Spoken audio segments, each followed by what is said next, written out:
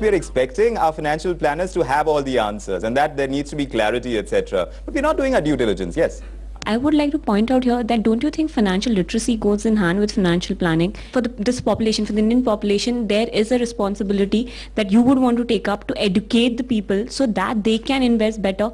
All of us independently have been doing it. It's just that we're dealing with much large population. So I would be doing activities, Ranjit is doing, I know Vikram is doing shows, I know Sandeep is doing, Kanubhai is doing it, everybody's doing it, number one. RBI is doing a wonderful job. In fact, they have lovely comics which even kids, second, third standard kids can read. SEBI is doing a good job. So there are NGOs who are working at it. A lot of things are now being brought into curriculum. It's becoming mandatory. Then we have institutes like Wellingers and a couple of others which are bringing into specialization. So right from childhood up to senior level, there are initiatives being taken. There are two problems. A, yes, we have large population. We still don't have enough distribution channels to reach them. Second is people don't even turn up. When people turn up, I mean, when people come for these seminars, straight away they want to know is, Gaurav, give me names of top 5 mutual funds. Give me names of top 3 stocks. I mean, straight away it's like, give me a magic wand and how do I become wealthy tomorrow? It doesn't work like that. In terms of you guys, when it comes to planning, when it comes to saying, this is where I want to park my money with these kind of goals, how have you gone about it so far? We had one view coming in. Most of my investments have really been, to save tax. So various instruments like a pension fund here and a life insurance there and a mutual fund here and a home loan there. So it's just that. So I just look at, okay, have I achieved that that slab where I can save the most tax. And all these tax saving kind of investments that you make, is it this time of the year? When it's yeah, I mean in February, March, my inbox is inundated with mails from a lot of financial companies that invest now and save so much tax or invest there. That's right. Gaurav. I know that there was somebody who jokingly said that most Indians die in the month of February and March. Because that's when most, right? But honestly, again, the problem is that there is no clear-cut financial goals because Income Tax Act, and Kanubhai sitting here, I'm still taking the liberty, is so well drafted that you focus on to any of your financial goals and your tax benefits are there. Let's start from basic. You need health insurance, there's tax benefit. You need life insurance, there's tax benefit. You're paying rent for a house, 80GG. You take a home loan, you're paying interest, there's tax benefit. You're repaying principal, there's tax benefit. Your kids go to school, tuition fees, there's tax benefit. For higher education, you take a loan, there is tax benefit. You want to save for your retirement, there is tax benefit. You have critical illness, you have people dependent on your critical illness, there is tax benefit. You have a long-term goal where you feel you need to save for in an equity, there is an instrument which will give you tax benefit. You have near-term goals where you want to invest in debt instruments.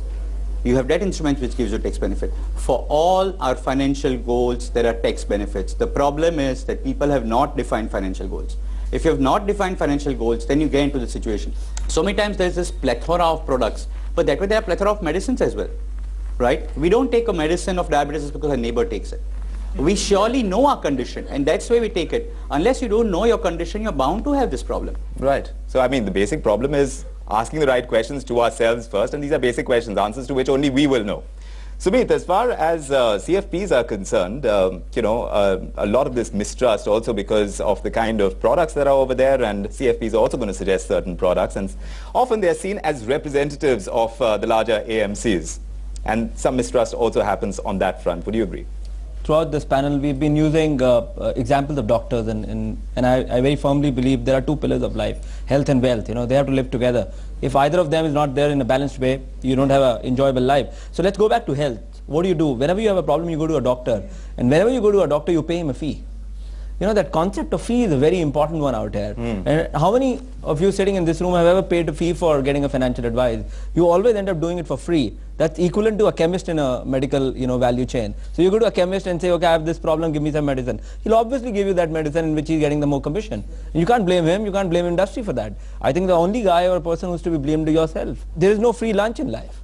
I think that's the biggest thing. Are we willing to pay for the advice that a certified financial planner is going to offer us? Yes. How many of us say yes? 1.5 people. One was like this. So why are we so averse to paying for advice? So there is one point which I would like to make here. It's the ownership. If we invest in some product, if a certified financial planner suggests us an investment in particular products, or he makes goals and they are likely to be achieved, If they are achieved, it's fine. But if they are not achieved, who takes the ownership? That's the real issue. With, if I fall in a debt, or if something bad happens in the market, then who will take the ownership of that? The ball is getting tossed back over here. So you go to a surgeon and you can give me a guarantee that I'm going to be alive after surgery, else I'll not pay you. No, but but that's unfair, Gaurav. No, that's unfair, because I mean, even a doctor, we are saying that there needs to be accountability over there. So there's one thing is accountability, and second thing you're saying that there are two things. One is that he has to act in your interest, which I fully understand, I respect that. What you're saying is that I have a goal which is 10 years hence, and after 10 years, if I've achieved my goals, I'll come and pay your fees. I mean, if you have to wait for...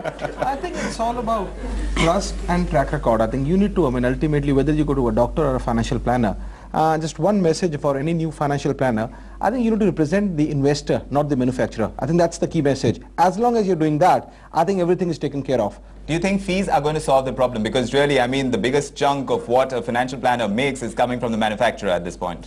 I think I'm so let's be fair and lay it out in the open. What Sumeet mentioned, whom is it representing, it depends that, if the interest of the financial planner has been taken care by the manufacturer, you know what's happening. So I think it's important for you to pay fee to him so that he's on your side. I think he needs to represent you, not the manufacturer. Rajit, would you agree? Yeah, absolutely. that is why I said this is ultimate centrum. There's a common wonderful joke I heard that in India, there are two things people want absolutely free. One is software and other is advice. So having said this, actually, it's very important that we value a quality advice. That needs to come in, right? As I said, I just reiterate what I said. There are three dimensions. First, we talk about literacy, that you are aware of it.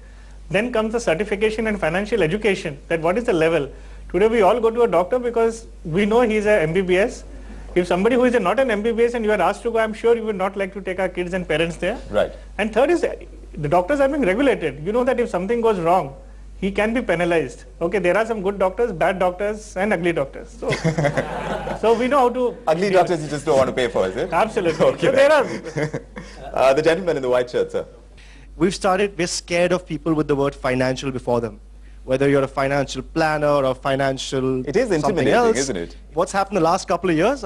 Some of us have lost money in the markets, in different kind of markets, in our businesses, buying trouble, getting investments, student loans, whatever, everything out there. The moment somebody comes and says, I'm a financial planner, give me, here's the advice for all your money, but if it screws up, I still get my salary and go home.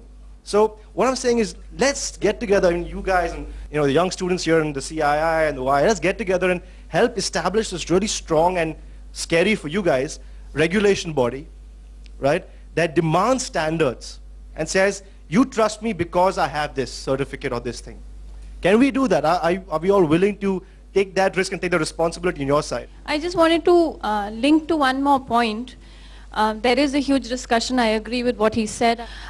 Look at the mobile market, look at the iPod market. They have brought their product down to the customer level. We now understand the nuances, this plan, that plan, prepaid, postpaid. We talk that language.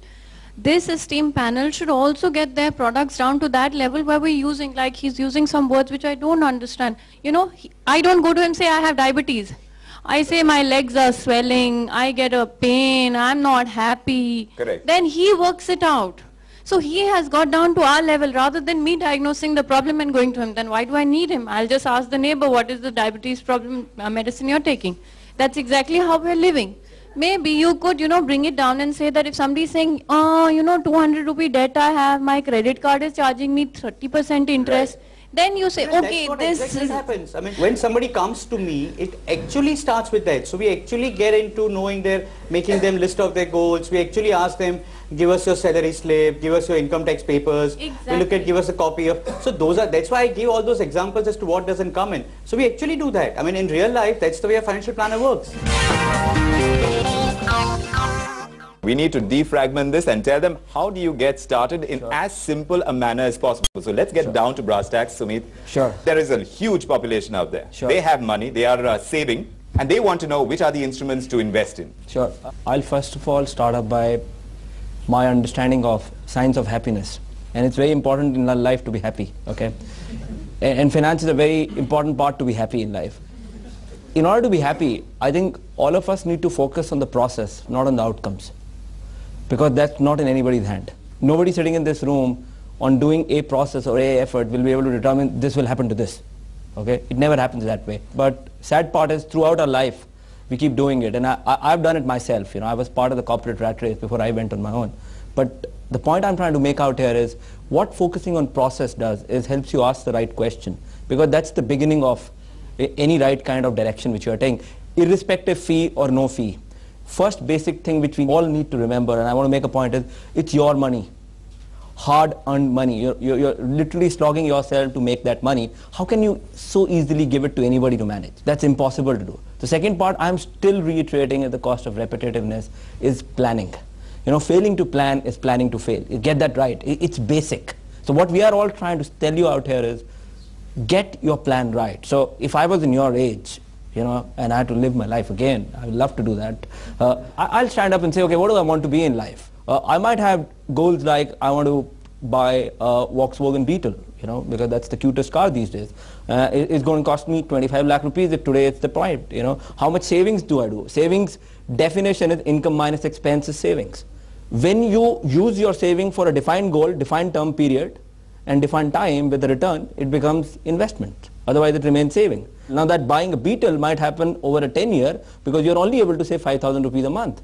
And that 5,000 rupees a month need to get invested in a debt, which is a fixed deposit of a bank to keep it simple, and an equity mutual fund or a share to keep it simple, which over a period will generate certain returns, keeping the risks in mind. Now that's the journey which a planning will help you to take. And what you need to determine, just the way you do with any other thing in your life, is choose the right planner. And I think Gaurav was spot on to say, whatever price you're paying somebody, the success of that plan will determine whether that particular planner is successful or not.